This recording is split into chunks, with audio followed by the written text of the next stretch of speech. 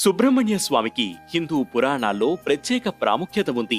శివపార్వతుల ముద్దుల తనయుడైన కుమారస్వామిని సుబ్రహ్మణ్య స్వామిగా, మురుగన్గా, కార్తికేయుడిగా పిలుచుకుంటారు. సుబ్రహ్మణ్యాయ అంగుష్టాభ్యాం నమః. ఓం షణ్ముఖాయ తర్జనేభ్యాం నమః. ఓం శక్తిధరాయ మధ్యమాభ్యాం నమః. శక్తి, జ్ఞానం, పరివర్తన, విజయానికి ప్రతీకగా స్వామిని భావిస్తారు. సుబ్రహ్మణ్య స్వామిని పూజించడం వల్ల ఆధ్యాత్మిక శక్తి, ఆరోగ్యం, శాంతి, దృఢత్వం, శత్రువులపై విజయం సాధిస్తాయని నమ్మకం. సుబ్రహ్మణ్య స్వామి శక్తి, మహిమ, రక్షణాశక్తిని మనస్ఫూర్తిగా కొనియాడేందుకు ఉపయోగించే పవిత్రమైన శ్లోకాలే సుబ్రహ్మణ్య అష్టకం. అష్టకం అంటే 8 భాగాలు అని అర్థం.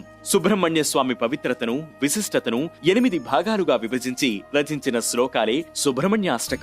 దీన్ని పఠించడం వల్ల శాంతి, ఆరోగ్యం, రక్షణ, ఆధ్యాత్మిక ప్రయోజనాలు, సర్పదోష నివారణ పొందవచ్చు. కోరిన కోరికలు నెరవేరి అన్నింటా విజయాన్ని దక్కించుకోవచ్చని నమ్మకం. మంగళవారం నాడు సుబ్రహ్మణ్య అష్టకం చదవడం వల్ల చాలా సమస్యల నుంచి సులువుగా బయటపడవచ్చు.